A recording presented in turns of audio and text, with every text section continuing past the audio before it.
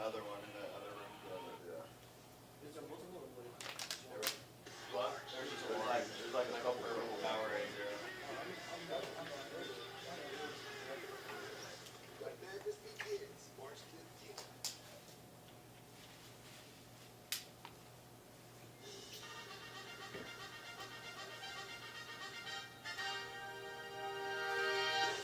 Good evening and welcome to the 2022 NCAA Division II Men's Basketball Selection Show. I'm Will Haskett. The quality of play in Evansville was so good a season ago, we just had to run it back for another year. 64 teams are now about to find out if and how their journey begins in pursuit of a national championship. We have a full bracket again this year with a return to 8-team regionals made up in the entire bracket of 23 automatic qualifiers and 41 at-large selections. Those regionals tip off this coming Saturday with the Elite Eight again at the Ford Center in Evansville, Indiana. That tips off on March the 22nd. We'll have a champion just 4 days after that. Back to help me get through this bracket and prepare us for the action coming up this week is Wayne Cavati of NCAA.com. We've got a ton of women tonight. Wayne, it's night time for the men to take center stage. And again, a 64-team bracket allows a few more teams to sort of add to the complexity of this with more at-large selections and probably even more topsy-turvy bracket in our future. Yeah, you know, this is where you see the difference between myself, a D2 beat writer, and the selection committee, right? I'm sure the selection committee enters conference championship weekend this year hoping everything goes as planned so there's an easier roadmap to the 64-team bracket. But there wasn't. And I'm sitting here with a popcorn and a smile on my face every time the 8 seed knocks off the 1 seed, right? It's already been crazy. We're already marching to this tournament, if you would. 5 teams, unexpected teams, won their conference championship. Yeah! What did you say? Yeah, a lot of teams lost an opportunity to play in this tournament because of teams that played their way into this tournament. So let's get right to the selection. We'll bring Wayne in for his thoughts after each of the 8 regions are unveiled. And we start in the Atlantic where the top seed and the hosting duties belonging to Indiana of Pennsylvania. Twice national runner-ups, IUP returning to the tournament with great expectations to make another deep run. The top defense in the conference this year held opponents to under 40% shooting this season, one of the better numbers in the country. And on offense, Armani Foster is the workhorse of this group. He plays almost every minute of every game en route to a 19.5, 5, and 7 stat line this season. He will take the court against 8-seeded Fayetteville State, 65-62 the final in last weekend's CIAA championship game. That gets the Broncos back to the tournament for the first time since 1993. 4-seed belonging to Mercyhurst, Nicholas Lang runs one of the most disciplined offenses in the country, set to battle 5th-seeded Millersville, first time back to the tournament since 2008. Wouldn't be a tournament without the 2-seed West Liberty, the high to see this program scoring over 100 per game, but the 2014 national runner-ups haven't made it to the semifinals since 2016.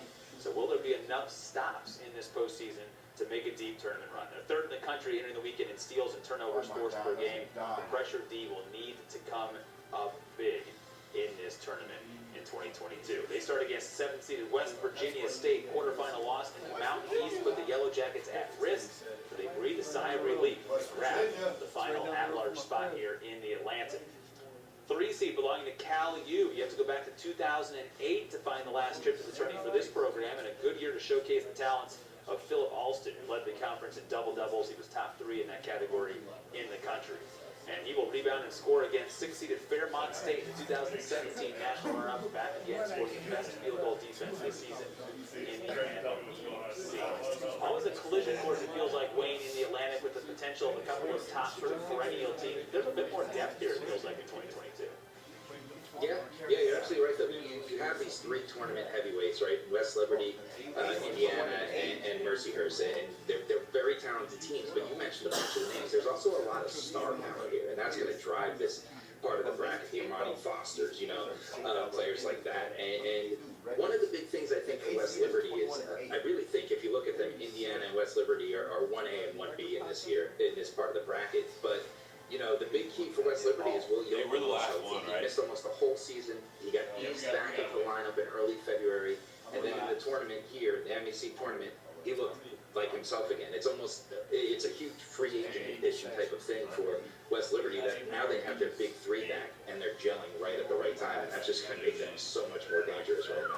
Yeah, we'll see if that scoring can carry them back to Evansville, where they certainly are no strangers. We now go to the Central region. The host of this one is Augustana, the Northern Sun's top defense this year. They were upset actually in the conference semifinals, but that was just a blip. It was a tremendous season that sees the Vikings return to the tournament for the first time since 2017. That was 1 year after the program's national championship, and this year they've been led by big man Tyler Wiemersma. He's a big reason why this team has been near the top of most every ranking, leading the conference in both scoring and rebounding. He's a walking double-double, 16 of those this season while averaging 18 and 11 on the year. He will start the tournament run against 8-seeded Southwestern Oklahoma. They were the 7 seed in the GAC tournament, running the table to earn the automatic qualifier to earn only the second tournament berth in school history. 4th seed belonging to Upper Iowa, just the 3rd NCAA D2 tournament trip for the Peacocks, who last made it in 2017. 5 losses on the schedule this season, but they all came against opponents they either beat earlier in the year or avenged later in the season. That's a team capable, of course, of winning every single night, which bodes well in seeking the school's first tournament win. They lead it off with Central Oklahoma earning the 5 seed, 13th appearance, but the first in 11 years for the Broncos. Minnesota Duluth, your 2 seed in the Central. A run to the NSIC championship game helps position the Bulldogs for a longer run, perhaps in the main event. They were the top offense in the Northern Sun this year, shot at better than 51% from the floor this season. And the 7th seed is Washburn. A nervous wait now ends perhaps for the final at-large in the Central. 2001 national runner-ups. He hasn't let go of it. Reigning champions, Northwest Missouri State, 3 seed, and you could never sleep on the reigning champions who've won in all 3 of the last 4 NCAA tournaments. The Bearcats may not be overwhelming favorites this year, but they just won the MIAA title, and they got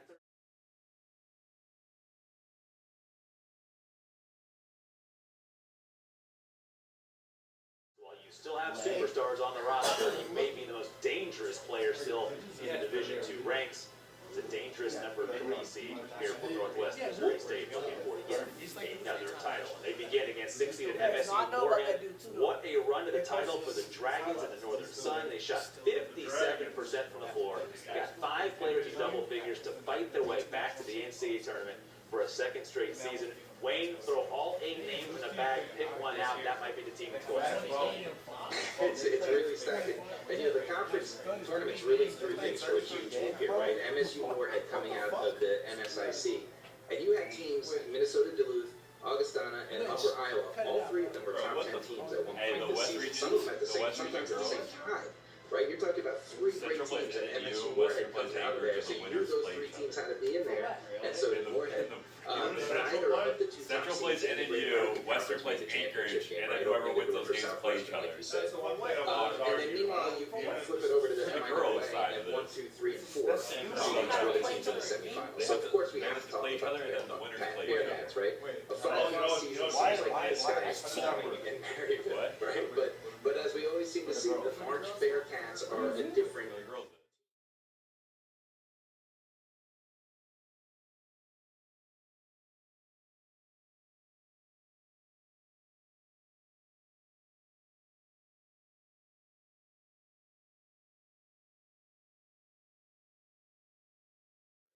Won the MIAA last year, but I've seen this story too many times before that the Bearcats aren't the number 1 seed, that they're maybe the underdog, and until someone beats them, it's still Bearcat country in the Central region. Yeah, it almost feels like a mini championship, whoever wins this region, and then you have to go and play perhaps 3 more games to prove it on the biggest stage. All right, we slide down to the East region.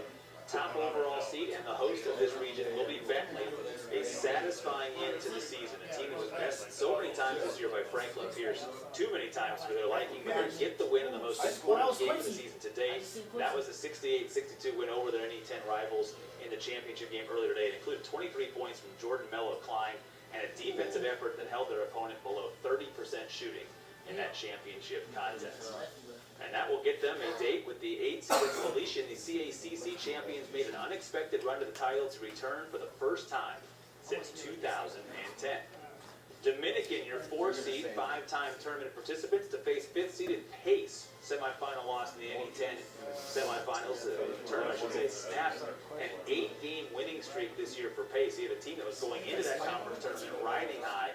I think it messed in the semifinals. You know, it already went down to the wire between Franklin Pierce and Bentley, but Pace, a very worthy 5 seed here in the East region, and could be a dangerous out, especially if they make it all the way through. All right, we mentioned the NAT final, the 2 seed belonging to Franklin Pierce. Isaiah Moore scoring 20 in that loss earlier today to Bentley, but took 28 shots in that loss. He'll no doubt be looking for a little bit of revenge and some more efficiency should they meet up again coming up in this regional final. He will start against 7th-seeded St. Thomas Aquinas, the East Coast Conference champions, earning the program's 7th berth in the NCAA tournament.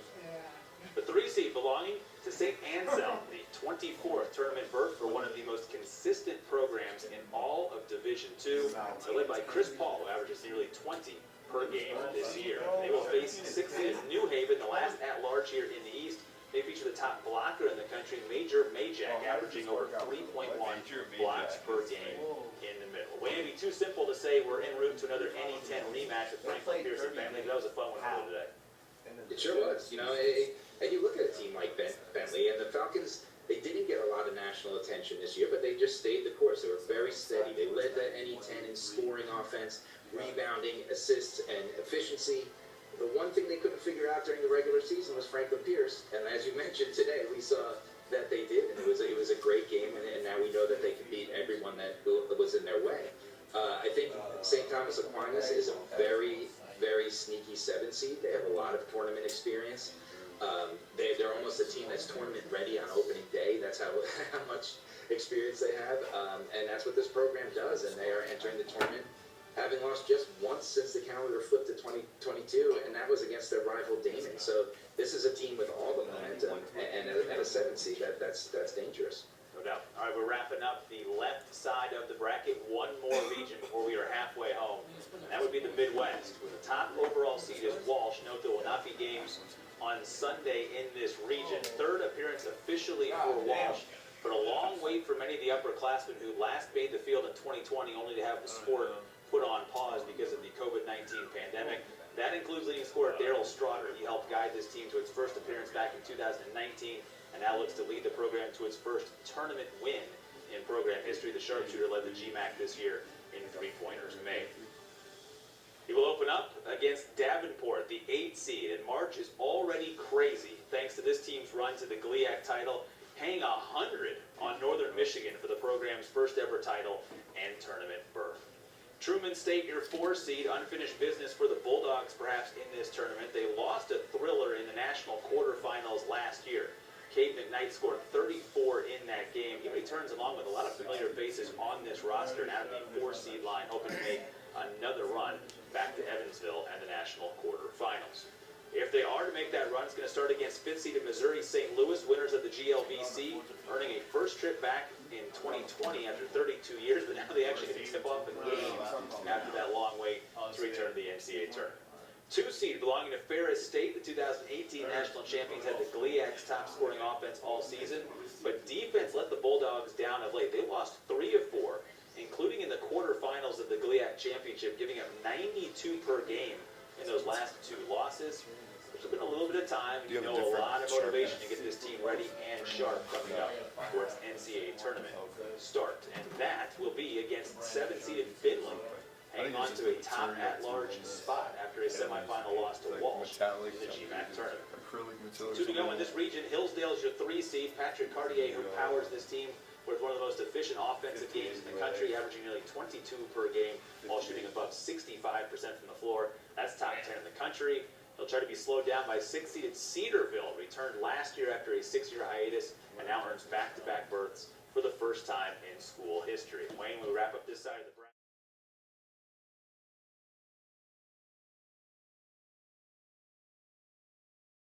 See on the screen. Absolutely, right? And neither Northern Michigan nor Davenport were in the final regional rankings, but they were in the GLVC championship game today, right? Unranked UIndy knocked Truman State out of the GLVC tournament and faced an UMSL team that was ranked 9th in last week's regional ranking, who won their way into the bracket, as we could see.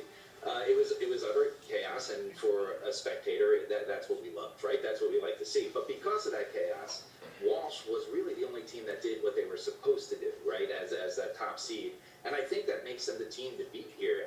They finished 7-0 to close out the season, and 5 of those 7 wins were against regionally ranked opponents. That being said, Hillsdale and Truman are oozing with tournament experience. Like you said, Truman might have some, a chip on their shoulder from last year, and each of them have a really standout superstar player. So this part of the region will be interesting to see play out. Every region certainly interesting in its own right. We have unveiled half of them. There's still 4 regions to go. 32 teams still awaiting their name and their slot. We will unveil those right after this.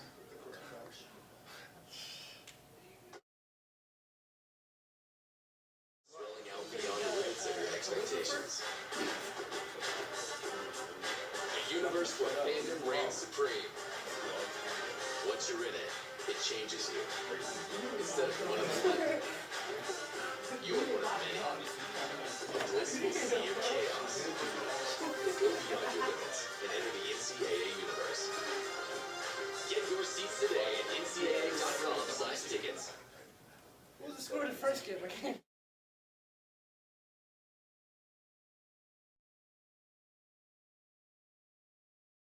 South region, where the top overall seed belongs to, arguably the top team in the country. Nova Southeastern has not lost this year. An incredible welcome back to the tournament season for the Sharks under legendary head coach Jim Crutchfield. He's guided the program to the best record in all of the country. The Sharks became the first team to ever go perfect with the Sunshine State Conference in the regular season. Obviously, we know this team can score. With Crutchfield's former team at West Liberty, the only team scoring more or winning by as much as them this year. Nick Smith, the engine of the offense, leads the nation in assists and assist-to-turnover ratio. Just the 3rd tournament appearance for the program, all in this new era, and they're certainly hungry for more. They open against 8th-seeded Savannah State, an upset over Benedict in the SIAC Championship sends the Tigers to the tournament for the first time. It was the first conference crown in 41 years for a team that picked the perfect time to win 4 in a row. Union, your 4 seed, returning for the first time since 2016. Tyree Boykin led the Gulf South in scoring this year. He scored at over 19 per game. Sometimes it takes just one score on the postseason to get things done. Perhaps Union has that scorer in Boykin to lead this team to an NCAA tournament run. They will face off against 5th-seeded Miles, seeking the program's first tournament win here in 2022. The 2nd seed belonging to Berry, which might be playing its best basketball of the season right now. Obviously, it's in a little bit of the shadows of what's going on down there in the Sunshine State, but they earned a trip back to the tournament for the first time since 2018. There have been some really quality wins down the stretch for this team. A collision course 1 versus 2 in this bracket would be must see coming up in the regional finals, but there are a lot of hurdles in front, including a tournament tested team in 7th-seeded Alabama.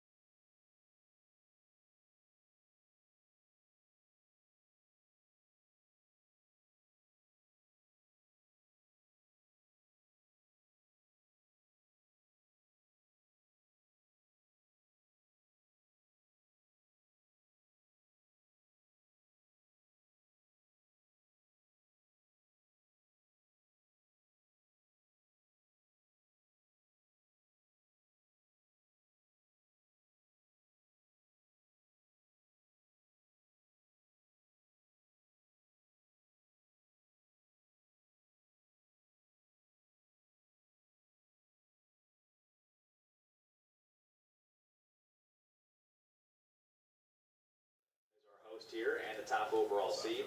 14th tournament berth for a program with a couple of deep runs back in 2008 and 2009. This year's squad didn't lose a single game in February en route to the Peach Belt regular season title. Tyshawn Crawford was a big force in that, averaging 17, 8, and 2 blocks this season. Also was named the co-player of the year in the conference. He will be a force in the middle to handle for Belmont Abbey, the 8 seed, first time in 60 years with 3 straight tournament berths. It took beating the top 2 seeds in the Conference Carolinas tournament to get here again for Belmont Abbey.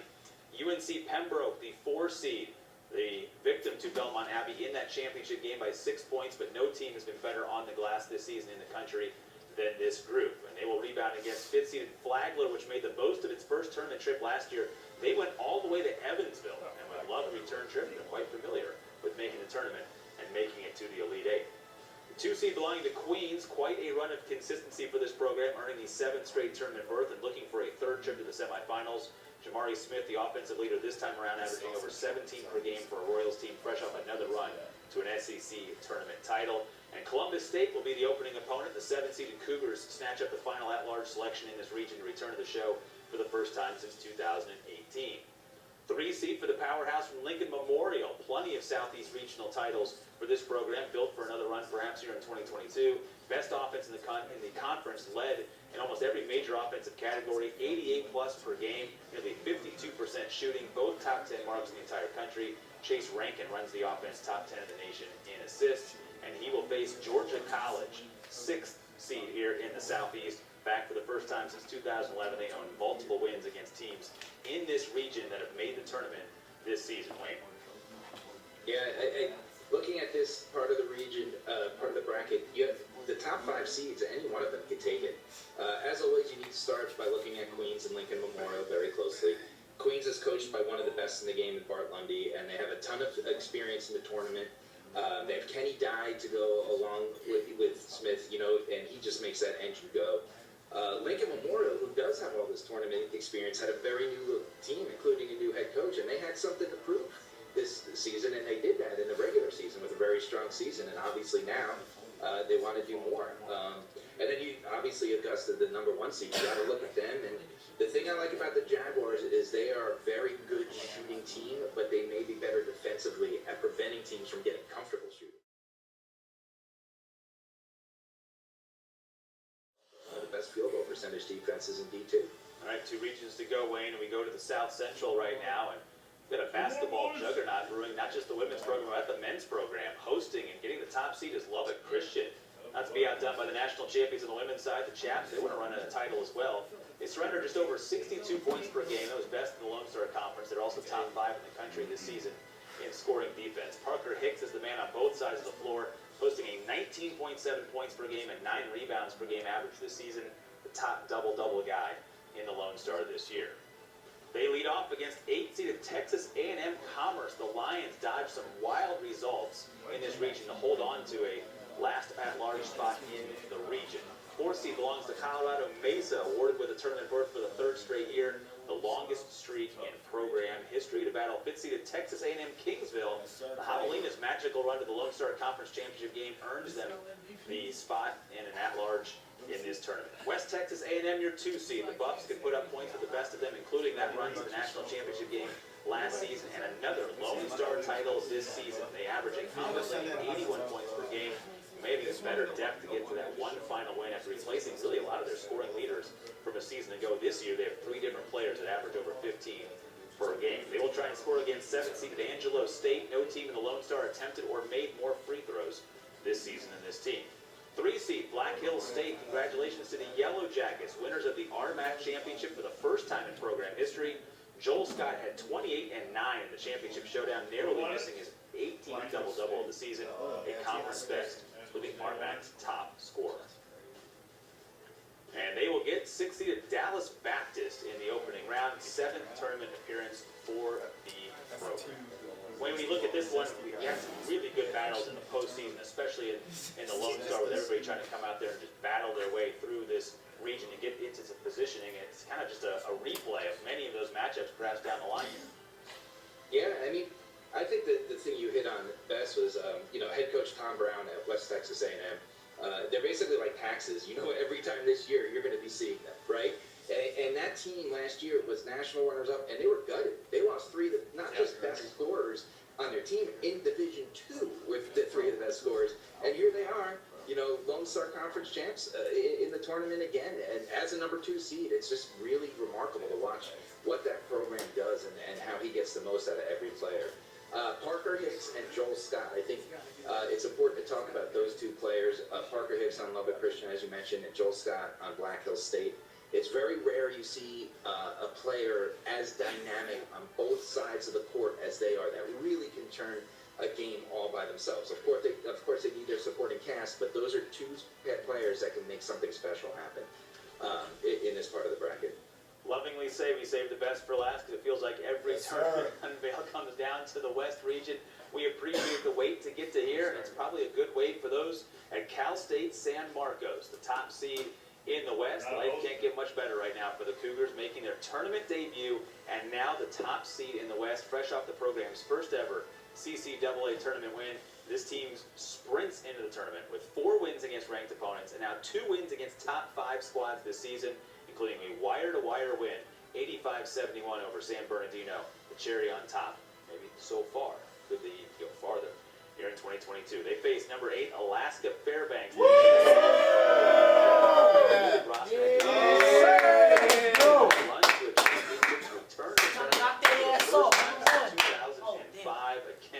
March delivers incredible moments. 4 seed belonging to Point Loma, 5th straight berth of the 2019 national runner-up. They face 5th seed Azusa Pacific, first tournament game they played since 2018. Due to the pandemic. We mentioned Cal State San Bernardino. They will actually be the host of this region, and again, a no Sunday game region. The top scoring and rebounding team this year in their conference. 14th led by Brandon Capper, the top scoring player of the conference, scored just 40 per game, coming up in a disappointing conference championship game.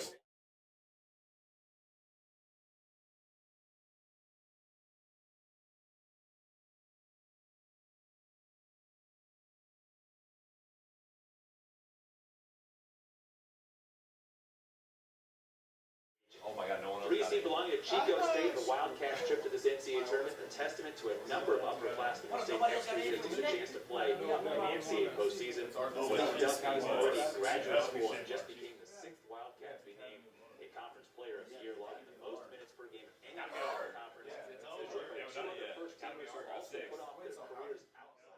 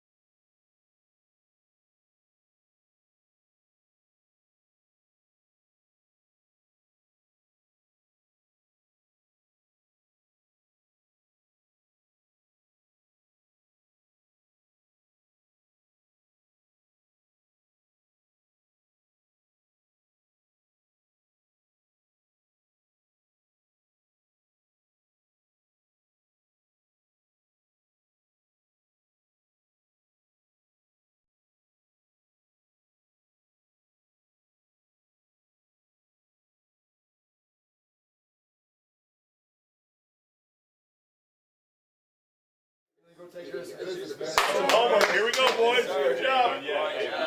5-on-3.